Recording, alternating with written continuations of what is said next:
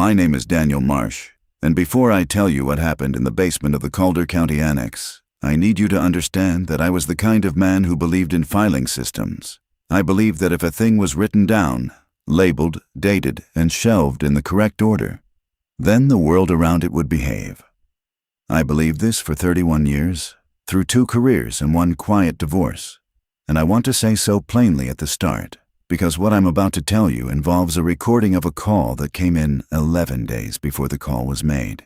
And I need you to know that I tried, very seriously, for a very long time, to explain it away. The job came to me the way most of my work did, through an email forwarded twice, and a phone call from a woman named Ruth in procurement who sounded tired before I'd said anything. Calder County was migrating its emergency dispatch archive from analog cassette and early digital formats to a unified server. The previous contractor, a man named Aaron Vay, had begun the project in February and left it unfinished in late August. Ruth did not say why he'd left. She said only that he had stepped away from the contract and that the county needed someone certified in legacy audio recovery to finish what he'd started. The pay was modest. The hours were mine to set. The work would be done on site, in a basement records room beneath the annex on Cleaver Street, because the tapes were not permitted to leave county property. I took the job. I had nothing else lined up, and I liked the idea of a quiet basement and a clear task. I drove out on a Tuesday in early September, through farmland gone yellow at the edges, past the kind of small towns that have 1 diner and 2 churches and a water tower with a year painted on it.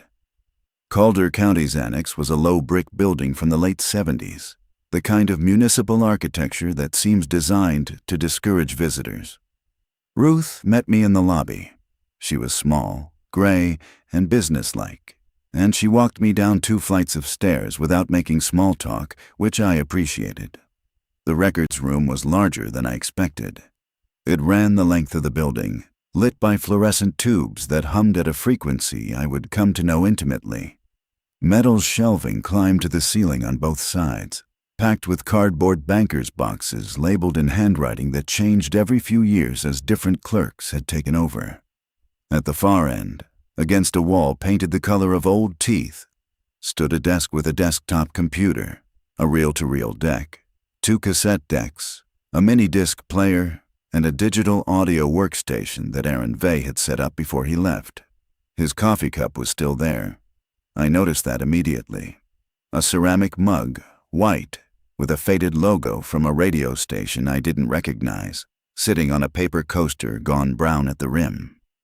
Ruth saw me looking at it. "You can throw that out," she said. "He isn't coming back for it." She gave me a key, a sign-in sheet, the Wi-Fi password, and a binder that contained the project specifications, the chain of custody protocols, and a list of every box on every shelf with a corresponding inventory number. She told me that the building locked at 6, but that I had after-hours access through a side door if I needed it. She told me not to remove any media from the room under any circumstances. She told me that if I had questions about the project itself, I should email her, and that if I had questions about the content of any call, I should not ask them. Then she left, and I was alone in the basement with 22 years of emergencies. I want to describe the first week honestly, because the boredom of it matters. The work was slow and physical. I pulled boxes down from the shelves, checked their inventory numbers against the binder, opened them, and laid out the cassettes or reels or discs on the desk in chronological order. Most of the analog media was in fair condition, considering. Some of the older cassettes had begun to shed oxide, leaving brown dust on my fingers and a faint chemical smell in the air. I cleaned the heads on the decks every morning. I drank bad coffee from a vending machine in the hallway upstairs. I ate sandwiches at my desk. I listened to calls. You learn very quickly, in this kind of work, that most emergencies are small. A woman calls because her husband has fallen in the bathroom and she cannot lift him. A teenager calls because his friend is breathing strangely after taking something at a party. A man calls because there is smoke coming from his neighbor's garage. Dispatchers ask the same questions in the same calm voices, Year after year, decade after decade. Address, nature of emergency. Are you safe? Stay on the line.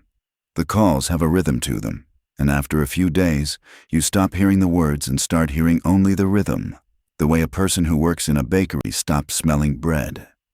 I was 3 days in when I found the first inconsistency, and at the time I thought it was a clerical error. I was working through a box labeled 2003 Q2, transferring cassettes to digital files and logging each one in a spreadsheet that Aaron Vey had set up before me. His spreadsheet was meticulous. He had used color coding to mark calls that needed manual transcription, calls with audio damage, and calls flagged for what he called metadata review, though he had not, anywhere in his notes, defined what metadata review meant. I found a cassette in that box with a handwritten label that read April the 17th, 2003, 911. Incident 3318. I played it. It was a short call, less than 2 minutes. A man reporting that his elderly mother had stopped responding to him in the kitchen. The dispatcher asked for the address. The man gave it. The call ended when paramedics arrived. When I went to log the call, I checked the master index, the binder Ruth had given me, and the incident number 3318 did not exist in the 2003 logs. It existed instead in the 2009 logs. April the 17th, 2009. Same address, same caller name, more or less the spelling was slightly different, Merrick instead of Merrick, but the phonetics were identical. Same nature of call, same dispatcher by voice, though dispatchers rotate and stay in the job for decades, so that wasn't unusual. I assumed I had misread the cassette label. I took it out of the deck and looked at it again. The handwriting was clear. April 17th, 2003. The ink was the slightly faded blue of a ballpoint pen that had sat in a drawer too long. I checked the cassette itself, the little plastic window where you can see the tape, and the tape was old, brittle at the leader, with a specific yellowing of a magnetic medium that has spent 20 years in a cardboard box. There was no mistaking it for newer media. I sat with it for a long time. I made myself another cup of bad coffee. I told myself that someone, at some point, had simply mislabeled the cassette, that it was a 2009 call placed in a 2003 box, and that the date on the label was wrong by 6 years because someone in the dispatch office had grabbed the wrong sleeve. This kind of thing happens. Records are made by people, and people make mistakes. I made a note in Aaron Vey's spreadsheet, in the metadata review column, and I moved on. The second inconsistency came 2 days later, and this one I could not explain as easily. I was working through 2011 now, and I found most calls by 2011 were digital. But Calder County had an old habit of also archiving certain high-priority calls to magnetic reel as a redundancy, a practice they hadn't dropped until 2014, and the reel was labeled with a date in November of that year, and an incident number, and a short notation in red ink that read, "Do not release." I played it on the reel-to-reel deck. The audio was clean. A woman called to report that her husband had not come home from his shift at a packing plant outside town. The dispatcher took the information calmly. The woman cried. The dispatcher said the things dispatchers say. Then, near the end of the call, the woman said something that stopped me where I sat. She said, "I already know what you're going to tell me. I dreamed it last night. He's in the retention pond behind the plant. The fence is broken on the east side." The dispatcher paused. You could hear it, that small dispatcher pause, the half-second of recalibration that comes when a caller says something unusual. Then the dispatcher said gently that they would send units to check, and the call ended. I did what I had been doing all week. I cross-referenced the call with the incident index. The incident existed. The man had, in fact, been found in the retention pond behind the packing plant, on the east side, where the fence was broken. He had died of exposure sometime overnight. The official report attributed his death to an accident, possibly involving alcohol, though the report noted that his blood alcohol had been below the legal limit. I sat with that one even longer than the first. I told myself that the woman had probably been to the plant, had probably known about the broken fence, had probably been worried about that specific danger for months. I told myself that grief and worry can sometimes line up with reality in ways that look like prophecy but are really just the law of averages. People dream about car accidents and then have car accidents. People feel something is wrong and then something is wrong. I knew this. I had read about it. I had said it to myself at funerals. But the call sat in my chest for the rest of the day, and that night, driving back to the small apartment I had rented above a hardware store on Main Street, I caught myself thinking about Aaron Vay's coffee cup, and the way Ruth had said he isn't coming back for it, and the way she had not, at any point, told me where he had gone. I want to tell you about Aaron Vay now, because his absence is the shape of everything that happened next. I went looking for him in the only way I knew how, which was through paperwork. I had access to the records room. I had access to Aaron's spreadsheet, his file structure, his notes. On my fourth day, I opened a folder on the desktop computer called Personal Do Not Touch, which sounds dramatic, but was the kind of folder any contractor might create to keep his timesheets and his receipts separate from the county's files. I knew I shouldn't open it. I opened it. Inside, there were timesheet, scans of receipts, a few personal photographs of a small brown dog, and a text document called notes.txt. The notes were not, at first, alarming. They were the kind of notes anyone in my line of work would keep. Reminders about which decks needed cleaning, lists of cassettes that had failed playback and would need to be sent to a specialist for recovery, observations about Calder County's filing system, most of them grumbling. Then, about 2/3 of the way down the document, the tone shifted. The entries became shorter. The grammar deteriorated slightly in the way handwriting deteriorates when someone is writing quickly. He wrote 3318 in wrong box again. Third time, same call. Same date in 03, not 09. He wrote, pulled the 09 sleeve to compare. Sleeve empty. Cassette gone. He wrote, Ruth says don't ask about it. Says it's a misfile. He wrote, near the end, I think the dates are moving. Then there was a line break and one final entry, undated. If you're reading this and you're new, please check the 2024 boxes. Tell me if you find one labeled August. I need to know. I read that line and I read it again, and I closed the document, and I sat in the basement for a very long time, listening to the fluorescent tubes hum at their particular frequency. It was September. The 2024 boxes were on the shelves at the far end of the room, the most recent year of completed dispatch records, sealed and shelved by the county's archivist exactly 2 months before I arrived. I had not yet worked through them. The project was supposed to proceed chronologically from the oldest media forward. I walked to the far end of the room.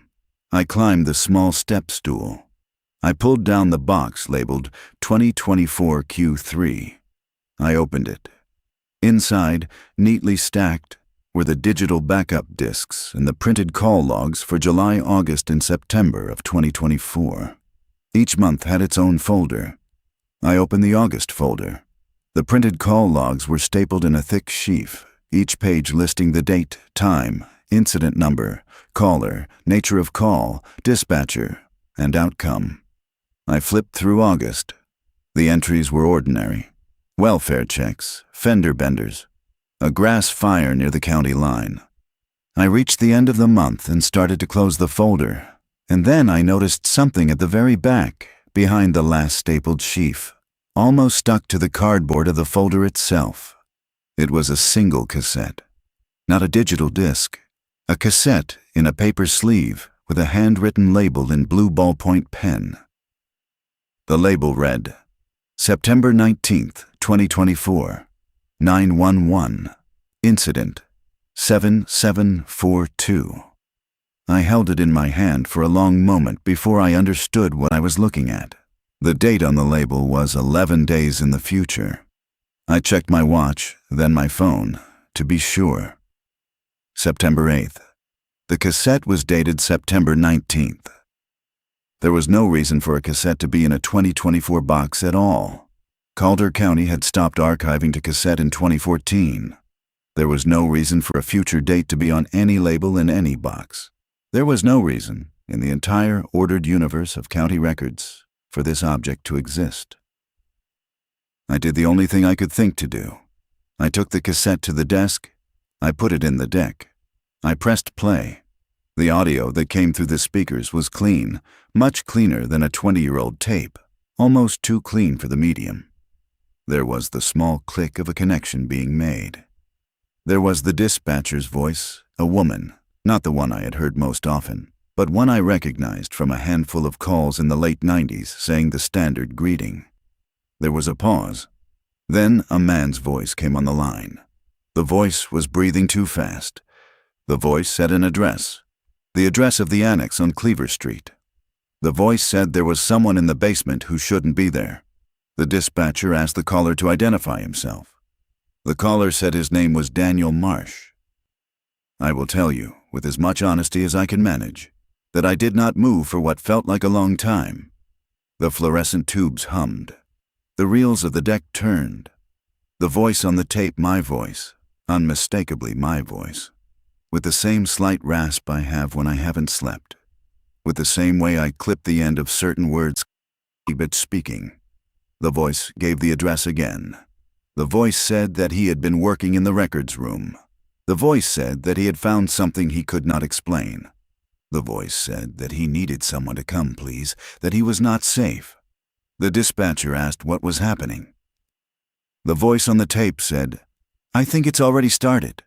Then the line went dead, and the cassette kept running, the reels turning through 8 or 9 seconds of clean, empty tape hiss. And then there was another sound, very faint, almost beneath the noise floor, that I had to lean toward the speakers to hear. It was the sound of fluorescent tubes humming at a frequency I had come to know intimately. I stopped the tape. I rewound it. I played it again. I played it a third time. The voice was still my voice. The address was still the annex. The date on the label, when I checked it again, was still September 19th.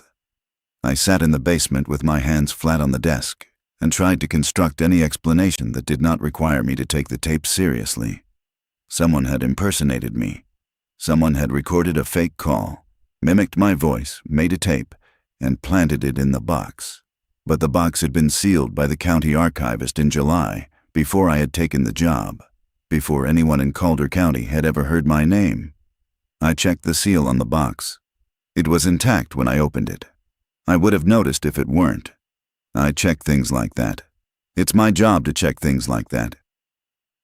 Someone had recorded my voice ahead of time, somehow, and made the tape, and inserted it into the box at the factory level, before the box was sealed. But I had not spoken to anyone in Calder County before Ruth called me in late August. I had not auditioned for this job. I had not provided a voice sample. The simpler explanations dissolved as quickly as I constructed them. What was left was the explanation I did not want to consider, which was that the tape was real and that on September 19th, 11 days from now, I would call 911 from the basement of the annex, and I would tell the dispatcher that something had started, and then the line would go dead. I locked the cassette in the desk drawer. I locked the records room. I went upstairs. I signed out on the sheet at the front desk. I drove back to my apartment above the hardware store, and I did not sleep, and at some point during the night, sitting at the small kitchen table with the lamp on, I opened my laptop and tried to find Aaron Vey. Aaron Vey was not difficult to find, in the basic sense. He had a professional website, simple and outdated, listing his services and his certifications. He had a phone number. The number rang 4 times and went to a voicemail that gave his name in a voice that sounded normal, professional, alive. I left a message. I said I was the contractor who had taken over his work at Calder County, and that I had some questions about the project, and that I would appreciate a callback at his convenience. He never called back, but the next morning, when I checked my email at the apartment before driving to the annex, there was a message in my inbox from an address I did not recognize. The address was a string of letters and numbers, the kind of address generated by a temporary mail service. The subject line was empty. The body of the email contained only one line. It read, "Check the 1997 boxes." The misfile started there. There was no signature. There was no name. The email had been sent at 3:14 in the morning. I drove to the annex. I let myself in through the side door with the key Ruth had given me. I went down the 2 flights of stairs to the basement. I unlocked the records room. I turned on the fluorescent lights and waited the half-second for them to flicker to life, and I walked to the shelves and pulled down the boxes labeled 1997. There were 4 of them, 1 for each quarter. I started with Q1. I worked through the calls one by one, listening to each cassette in full, checking each label against the master index, looking for any pattern. For most of the morning, I found nothing unusual. The calls of 1997 were the calls of any year. A house fire on a road I'd never heard of. A child with a fever. A car off the road on Route 9 in February ice. It was in Q2 that I found the first one. A cassette labeled June 3rd, 97, 911. Incident 1102. I played it. A woman's voice, mid-30s by the sound of it, called to report that her son had not come home from school. She gave the address. She gave the son's name. The dispatcher took the information. The woman said she was worried, that her son was usually home by 4, that it was almost 6, and she had called all his friends. The dispatcher said they would send a unit by to check the school and the route home. The call ended. I cross-referenced the incident number. 1102 in 1997 was, according to the master index, a noise complaint on the east side of town, completely unrelated. The call I had just listened to did not appear in the 1997 logs at all. I checked the 2003 logs. Nothing. I checked 2009. Nothing. I checked 2015. There it was. June 3rd, 2015. Incident number 4419. A woman had called to report that her son had not come home from school. Same address. Same son's name. Same outcome, the boy was found at a friend's house, having lost track of time. The call had been resolved without incident. I sat back in my chair. The cassette on the deck was, by every physical indication, from 1997. The oxide shed on my fingers when I handled it. The plastic of the shell had the brittleness of 2.5 decades. The handwriting on the label matched the handwriting on the other 1997 cassettes, a tight, slightly slanted print that I had come to recognize as belonging to one specific clerk who had worked the archive in the late 90s. But the call on the tape had been made in 2015. I thought of Aaron Vay's note. I think the dates are moving. I pulled down the rest of the 1997 boxes. I worked through every cassette. By the end of the day, I had found 6 more like it. 6 calls, each labeled with a 1997 date, each containing audio of a call that had actually occurred years later. 2002, 2008, 2011, 2015, 2019, and one that I could not place at all, that did not match anything in the index, that described a fire on a road I could not find on any map. I made a list. I wrote the labeled dates on the left, the actual dates on the right. The pattern, when I looked at it, was not random. The actual dates were always later than the labeled dates. Always. The earliest misfile pointed forward by 5 years. The most recent pointed forward by 22. And on top of the list, written in my own handwriting because I had no one else to write it for me, was the cassette I had locked in the desk drawer, labeled September 19th, 2024, 11 days from the day I had found it. The pattern pointed forward. The dates moved. And somewhere in the archive, the future was already being filed. I went to lock the room that night and noticed for the first time that the coffee cup on the desk, Aaron Vay's white ceramic cup with the faded radio station logo, was not where I had left it that morning. I had moved it on my first day, to the edge of the desk, against the wall, out of my way. It was now sitting on the coaster in the center of the desk, exactly where Ruth had first pointed it out to me. There was fresh coffee in it, still warm. I had not made coffee in that cup. I had not, in the 8 days I had been working in that basement, touched it at all. I stood with my hand on the light switch for a long time before I turned it off. The cup sat on the desk, half full, the surface of the coffee still and dark and faintly steaming under the fluorescent light. I could see the small ring of condensation forming on the paper coaster beneath it. I could smell it, the cheap grounds from the vending machine upstairs. The same brand I drank every day. I told myself, as steadily as I could, that there was an explanation, that Ruth had come down, that a janitor had a key, that someone in the building had wandered in to use the desk for a phone call and made coffee and left without thinking. I told myself this while I was locking the door, and while I was climbing the stairs, and while I was signing out at the front desk where the night security guard, a heavy-set man named Pell, gave me a small nod without looking up from his paperback. I asked him as casually as I could whether anyone else had been down to the records room that day. He said no. He said the sign-in sheet would show. He turned it around for me, and I looked, and the only name on it for that day was mine, signed in at 8:12 in the morning and not yet signed out. I signed out. I drove home. I did not make dinner. That night, I sat at the kitchen table in the apartment above the hardware store and tried to think the way I had been trained to think. I had spent my professional life with records. I understood that records are not the past. Records are an attempt at the past, made by people, stored in objects, subject to error. A misfile is not a miracle. A wrong date is not a prophecy. There are always explanations. But the cup was not a date on a label. The cup was a physical object that had moved across a desk in a locked room while I was not in it. I made a list on a yellow legal pad, the same kind of list I had been making at the annex. On the left, I wrote everything I could no longer explain. The cassette in the 2024 box with my voice on it. The 7 misfiles in 1997. Aaron Vay's note about August. The email at 3:14 in the morning. The coffee cup. On the right, I wrote what I would need to believe in order to keep working. I wrote, coincidence, error, prank, breakdown. I looked at the list for a long time. None of those words covered the cup. I slept badly.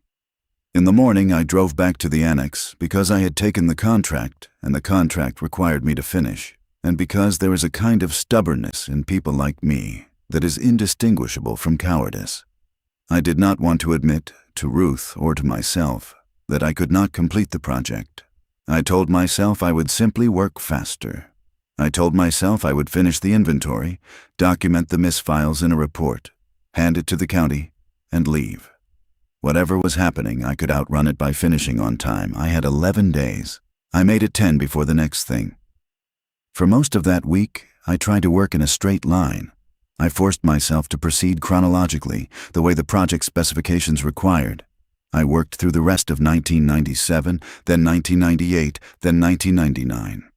I logged every misfile I found, and I found more than I expected. By the middle of the week, I had a spreadsheet of 43 calls whose dates did not match their content. The pattern held. Every misfile pointed forward. Earlier labels, later content. The further back I went, the further forward the audio reached. In 1999, I found a call labeled February 22nd that contained, in clean digital quality that should not have been possible on a tape of that age, a domestic disturbance dispatch from 2017. The caller, a woman, had been afraid of her husband. The dispatcher had kept her on the line for 19 minutes. The outcome was logged in 2017 as a resolved incident, no injuries. I listened to the entire 19 minutes. The woman had cried softly the whole time. The dispatcher had been very patient. When I logged the misfile and moved on to the next cassette in the box, I noticed that the woman's last name, which she had given during the call, was the same as my mother's maiden name. It was not a common name. It was not even a common name in Calder County, where I'd looked up the family on a property database during my second day on the job, when I'd been bored and curious and certain that the work would be uneventful. I told myself it was a coincidence. I had grown up 400 miles from Calder County. My mother had no relatives here. I told myself this. I logged the call. I moved on. 2 days later, I found the second one. A misfile in 2001, labeled October. The audio was a missing persons call from 2020. A man calling about his elderly father, who had wandered out of an assisted living facility on a road I knew, because the road ran past the cemetery where my father had been buried in the spring of 2019. The caller said his father had Alzheimer's. The caller said his father liked to walk. The caller's voice broke in a particular way on the word please. The caller's first name was Daniel. The caller's last name was not Marsh, but it was close, 1 syllable longer, a variant of the same root. The kind of difference that could exist between two branches of a family that had drifted apart in a generation. I sat in the basement for a long time after that call ended. I thought about my father, who had spent the last 2 years of his life forgetting things. I thought about the way he had liked to walk. I thought about how my mother had called me in those last months to tell me that he had wandered off again, and how each time I had reassured her that the staff at the facility would find him the way they always did. I had not, in the spring of 2019, considered that someone in Calder County might be calling 911 about the same situation, with the same fear in his voice at the same time. I had not considered that the misfiles might not be random. I had not considered that the archive might be sorting itself around me. That was the moment I understood, or thought I understood, the first shape of what was happening. The misfiles were not just calls from the future.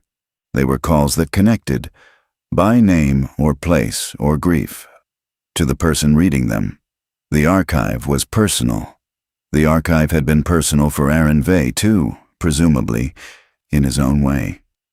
That was what he had meant when he wrote, "I think the dates are moving." He had not meant that the dates were moving forward in time. He had meant that the dates were moving toward him. I went home that night and did something I had been avoiding all week. I called my mother. She was fine. She sounded tired, the way she always sounded since my father had died, but she was fine. She asked about my work. I told her I was finishing a contract in a small town she'd never heard of. She told me she had been to the doctor for her knee, and that the doctor had said it was not as bad as she'd feared. She asked if I was eating. I said yes. I asked her, with as much casualness as I could manage, whether anyone in our family had ever lived in Calder County, in the central part of the state. She thought about it for a while. Then she said no, not that she knew of. Then she said, in the way she sometimes remembered things that had been buried for decades, that her own grandmother had been from somewhere out there, she thought, before the family had moved east. She wasn't sure of the name of the town. She didn't think it mattered. I told her I loved her. I told her I would call again on the weekend. I hung up and sat with my hands on the kitchen table and looked at the wall. The fluorescent ring of the overhead light flickered once. I had not noticed, until that moment, that the apartment had fluorescent lights in the kitchen. They were small, set into the ceiling behind a frosted plastic cover. They hummed at a frequency I had come to know intimately. I want to be careful with what I say next, because this is the part where the story stops being something that happened to me in a basement and becomes something that happened to me everywhere. Over the next 3 days, I began to notice that things were arriving in my life slightly before I expected them. Small things. A piece of mail addressed to me at the apartment. A renewal notice for a magazine subscription I had not yet renewed. Arrived 2 days before the renewal date. I assumed the post office was efficient. Then a text message from my brother, asking how the job was going. Arrived a few minutes before I had told him I would call him to talk about it. Then, on the 8th day, I made a vending machine coffee at the Annex, the same brand I drank every morning, and when I lifted the cup to my mouth, I realized I was already tasting it, that I had tasted it a second before the cup reached my lips, the way you sometimes remember a taste before you have it. These could all be explained. I was tired. I was anxious. I was a man whose nerves had been worn thin by a basement full of impossible cassettes. The mind, under that kind of strain, plays tricks. I knew this. I knew that the human brain is constantly making small predictions about the next second of experience, and that under stress, those predictions can come unmoored from the actual flow of time, and that what feels like prophecy is sometimes only the mind reporting itself to itself slightly out of order. I knew this, and I kept working. On the 9th day, I found Aaron Vey. I do not mean that I found him alive. I found him in the archive. It was a cassette in the 2019 boxes, labeled with a date in October and an incident number that did not exist in the index. The label was in handwriting I recognized now, because I had been looking at Aaron's spreadsheets and notes for 2 weeks. It was his hand. He had labeled the cassette himself, sometime during his own work on the project, and slipped it into a 2019 box that had been resealed before I arrived. I played the tape. The audio was a 911 call. The dispatcher answered. The caller was Aaron Vey. I had never heard his voice before, but I knew it was him, because he said his name into the phone in the first 10 seconds, and because there was a quality in his voice, a flat, professional calm, masking something that was not calm at all, that I recognized as the voice of someone who works with records and has learned to keep his tone even no matter what he is reading. Aaron told the dispatcher that he was calling from the basement of the Calder County Annex on Cleaver Street. He told the dispatcher that he had been working as a contractor on the dispatch archive and that he had found evidence of what he called systemic temporal misfiling. He used those exact words, and I will never forget them, because they were the words of a man trying very hard to sound credible while describing something that could not possibly be credible. He told the dispatcher that he believed the archive was generating calls before they happened. He told her that he had begun to find calls that referenced his own life, his ex-wife, his dog, a car accident he had been in as a teenager. He told her that he believed the next call to be filed would be his own. The dispatcher, to her credit, did not laugh. She asked him if he was safe. He said he didn't know. She asked him if there was anyone with him. He said no. She asked him for the address again, and he gave it, and she said she would send a unit by to check on him. The line did not go dead. The recording continued. There was a long stretch of silence, maybe 40 seconds, during which I could hear Aaron breathing, and I could hear the fluorescent tubes humming at their frequency, and I could hear very faintly the small mechanical sound of a cassette deck being engaged. Then Aaron said, to no one, or possibly to me, "If you're listening to this, you're already past the date on the label. Check the seal. Don't trust the seal." The recording ended. The label on the cassette read, October 14th, 19. I checked the master index. There was no incident logged at that address on that date. There was no missing persons report for Aaron Vey in any year that I could find. I called Ruth that afternoon from the desk in the basement, with the cassette still in my hand. I asked her, as directly as I could without sounding hysterical, when Aaron Vey had stopped working on the project. She paused for a long time. Then she said August. I asked her which August. She said August of this year, 6 weeks before I arrived. I asked her if she had spoken to him since. She said no. She said he had simply stopped coming in, that his timesheets had stopped arriving, that his phone had gone to voicemail, and that the county had eventually accepted that he had abandoned the contract and had moved on to hiring a replacement.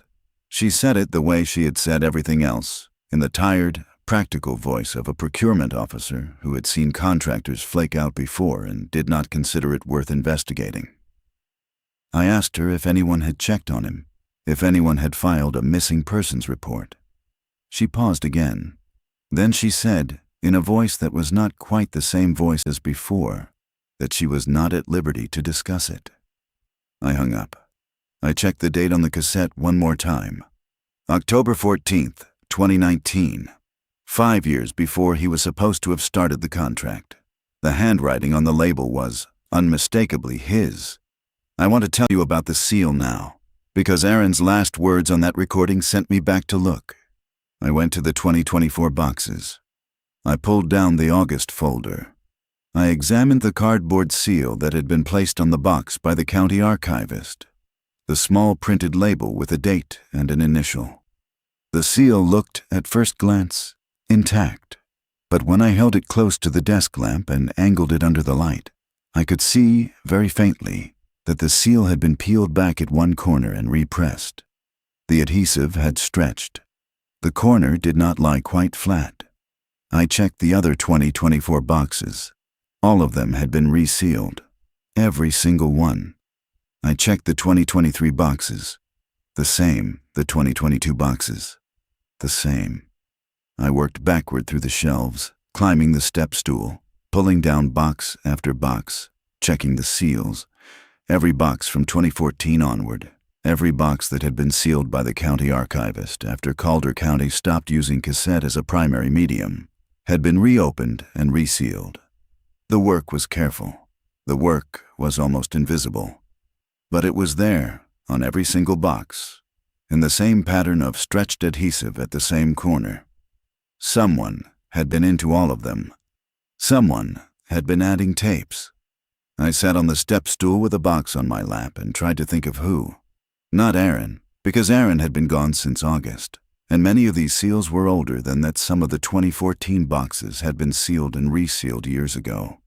Not Ruth, who I did not think had the patience for it. Not the night security guard, who read paperbacks and did not look up. Someone with a key, with time, with access to a cassette deck and a supply of old tape, with handwriting that could imitate, perfectly, the handwriting of clerks who had worked in this archive across 3 decades. Someone who knew which dates to choose and which calls to insert and which contractors would come to read them. Or no one. Or something that was not a person at all, that did not need a key, that operated through the archive itself, the way water operates through a system of pipes present everywhere, originating nowhere. I did not know which possibility I found more frightening, and I am not sure I know now. On the 10th day, I tried to leave. I packed the cassettes I had identified as critical evidence, the September 19th tape, the Aaron Vay tape, the misfile with my mother's family name, the misfile with my father's road, into a small cardboard box. I knew I was violating the chain of custody protocol. I knew I was breaking the one rule Ruth had given me, the one about not removing media from the room. I did it anyway. I told myself I was going to take them to a colleague, a man I had worked with on a project in another state 2 years ago, someone who could examine the tapes with equipment I did not have access to and tell me definitively whether they were forgeries. I carried the box up the 2 flights of stairs. I signed out at the front desk. Pell did not look up. I walked out the side door into the parking lot, into the cool September evening, with the box under my arm. My car was in the 3rd row, where I had parked it that morning. I walked to it. I unlocked it. I set the box on the passenger seat. I got into the driver's seat. I put the key in the ignition. The box was not on the passenger seat anymore. I want to be clear about this, because it is the part I have the hardest time saying out loud. The box had been on the seat when I closed the door. I had heard the small thump of cardboard against vinyl. I had felt the weight of it leave my arm. Then I had turned the key in the ignition, and when I looked over, the seat was empty. I got out of the car. I checked the back seat. I checked the floor. I checked the trunk. I checked the parking lot, walking in widening circles, in case I had somehow set the box down without noticing and walked away from it. I went back into the annex. I asked Pell whether anyone had walked past him with a box. He said no. He said the sign-in sheet would show. I looked at it. My name was signed out. No one else's was on it. I went back down to the basement. I unlocked the records room. I turned on the lights. On the desk, where Aaron Vay's coffee cup sat on its paper coaster, the small cardboard box of cassettes was waiting for me, neatly placed in the center of the desk, with a September 19th cassette on top. The fluorescent tubes hummed at their frequency. The reels of the deck were still. The room was empty. I sat down at the desk. I think I sat down because my legs would not hold me. I looked at the box for a long time. Then I looked at the coffee cup. The cup was full. The coffee was still warm. I did not try to leave again. On the morning of the 11th day, which was September 19th, I drove to the annex earlier than usual. I had not slept.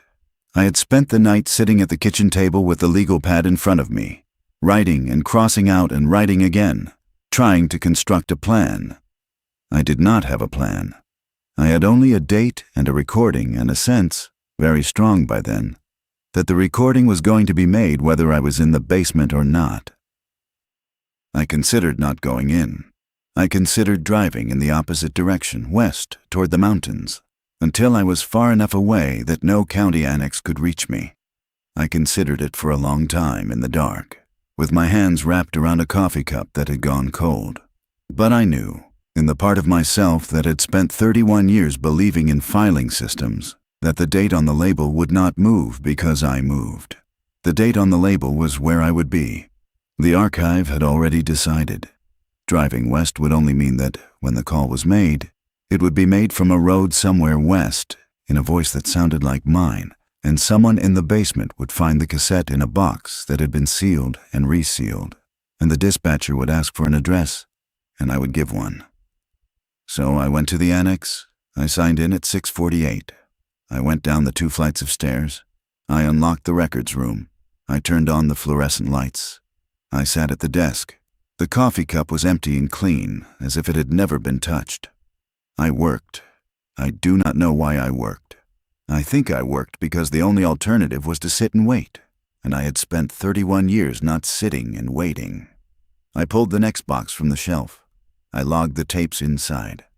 I listened to a call from 1992, a fender bender on a road that no longer existed, where a man had complained about his bumper for 6 minutes while the dispatcher patiently took down his information. I listened to a call from 1993, a kitchen fire put out before the unit arrived. I listened to a call from 1994, a noise complaint about a barking dog. The morning passed. The fluorescent tubes hummed. At 2:17 in the afternoon, the phone on the desk rang. I had not, until that moment, registered that there was a phone on the desk. It was a standard county landline, beige, dust on the cradle, the kind of phone that had been installed in the 70s and never replaced. The cord ran down the back of the desk and into a jack in the wall. I'd never seen it ring. I had assumed, in the way you assume things about objects you do not use, that it was no longer connected. It rang 4 times before I picked it up. The voice on the other end was a woman's voice. It was the voice of the dispatcher I had heard on the September 19th tape, the one I had recognized from the late 90s. She said the standard greeting. She said the name of the county. She asked what my emergency was. I did not answer. I held the receiver against my ear and listened to her breathing on the other end of the line. After a moment, she said it again, more gently. "What's your emergency, sir?" I said her name because I had heard it on dozens of calls across 2 decades of tape, a name printed on the dispatcher logs in the binder Ruth had given me. There was a pause on the other end. The pause was the small, half-second dispatcher pause that I had come to know. Then she said, "Sir, please give me your address. We'll send someone." I do not remember deciding to give the address. I remember hearing my own voice giving it. I remember the slight rasp from not having slept. I remember the way I clipped the end of certain words. I remember saying that I was in the basement of the annex, that I had been working in the records room, that I had found something I could not explain. The dispatcher asked what was happening. I heard myself say, "I think it's already started." The line did not go dead. The line stayed open. I could hear very faintly, on the other end, the sound of a cassette deck engaging. I could hear the small mechanical click of a reel beginning to turn. The dispatcher said, in a voice that was almost kind, "Stay on the line, sir. Help is on the way." I sat with the phone against my ear and listened to her breathe, and I listened to the reel turn, and I listened to the fluorescent tubes hum at their frequency, and I understood, finally, what the archive was. It was not a system that recorded what had happened. It was not a system that predicted what would happen. It was a system that filed, in the careful and unhurried way of all bureaucracies, the calls that needed to exist in order for the record to be complete. It assigned. It cataloged. It made sure that every call that was ever going to be made had a cassette and a label and a place on a shelf. And when a contractor came to inventory the shelves, the contractor became, in his turn, a call. The archive did not care which year you thought you were in. The archive only cared that you took your place on the shelf in the correct sequence. Aaron Vey had understood this before me. He had labeled his own call in his own hand and slipped it into a 2019 box because he had known, at the end, that he had been cataloged. He had wanted me to find it. He had wanted me to know that the seal could not be trusted, that the archive was not protecting anyone, that the archive was simply a list of names and dates and addresses, growing in both directions, forward and backward, finding the people whose calls it needed. The dispatcher was still on the line. I could hear her waiting. I do not know how the recording ends because I am still on the call. I have been on the call, by the clock on the wall of the basement, for somewhere between 4 minutes and 4 hours. The fluorescent tubes have not changed. The coffee cup on the desk is full again, and warm. The reels of the deck, the cassette deck I am not touching, are turning, and have been turning for some time, recording what I am saying now to a tape that will be labeled in handwriting that looks like mine, and placed in a box that will be sealed and resealed, and shelved at the far end of the room, where some other contractor in some other year will find it. I want to say, before the tape ends, a few things to whoever is listening. The cassette I locked in the desk drawer on my 8th day in the basement is still there. The lock has not been forced. The drawer has not been opened. I have not moved the cassette since I put it in. But I know, in the way I have come to know things in this building, that if I open the drawer right now, the label on the cassette would no longer say September 19th. It would say a date further forward. It would say a date in October, or November, or next year, or 20 years from now. The dates move. The dates have always moved. Aaron understood this. I understand it now. The email I received at 3:14 in the morning, the one that told me to check the 1997 boxes, was not from Aaron. I think I knew that even when I read it. Aaron had been gone since August, and the email had been sent in September. I think the email was from the archive itself, in whatever way the archive sends emails, which I do not pretend to understand. The archive wanted me to find the misfiles. The archive wanted me to recognize my mother's family name, and my father's road, and the shape of my own life, laid out in calls from years I had not yet lived. The archive was introducing itself. The archive was being polite. The coffee cup on the desk, the white ceramic one with the faded radio station logo, did not belong to Aaron Vey. I know this now because I checked, on my 9th day, the photograph on Aaron's professional website. The small headshot above his contact information, and behind him, on a desk in some other archive in some other county, was a coffee cup. It was a different cup. It was blue. The cup on the desk in the Calder County Annex has always been waiting for whoever was working in the basement. It has always been full. It has always been warm. It is, I think now, the one object in this room that has never been cataloged, because it is not a record. It is the thing that makes the records possible. It is what you drink while you wait for your name to come up. I am still on the phone. The dispatcher is still breathing on the other end of the line. She has not said anything in some time, but she has not hung up. She is waiting for me to finish. Dispatchers are patient. They have to be. They keep callers on the line until the units arrive, and they make sure the recording is complete, because an incomplete recording is a misfile, and misfiles cause problems further down the line. I want, very much, to hang up the phone. I want to walk up the 2 flights of stairs and out the side door and across the parking lot and get in my car and drive west. I want to call my mother and tell her that I love her, in case I do not get another chance. I want to find Aaron Vey, wherever he is, and ask him what he saw in the last minute of his call, after the recording I heard ended. I want, more than anything, to know whether the units arrive. But I think, if I am honest with myself, that I am not going to hang up. I think I am going to sit at this desk, with the receiver against my ear, and I am going to wait. The archive has been very patient with me. It has filed my call carefully. It has placed me in the correct box, on the correct shelf, at the correct date. It would be impolite now to leave before the recording is complete. If you are listening to this, you are already past the date on the label. Check the seal. Don't trust the seal. The cassette in the drawer is not the only one with your name on it. There are others further back in boxes that were sealed before you were born. The archive has been waiting for you longer than you know. It is not a building. It is not a basement. It is a system, and the system is older than the county. And the county is only the name it happens to be using right now. The dispatcher is asking me, very gently, to stay on the line. I am staying on the line. The reels are turning. The fluorescent tubes are humming at a frequency I have come to know intimately. And somewhere on a shelf at the far end of the room, in a box that has been sealed and resealed, my call is already filed, and the date on the label is already moving. And somewhere, in a basement I will never see, another contractor is about to find it and play it, and hear my voice asking for help from a date that has not happened yet. Help is on the way. It has always been on the way.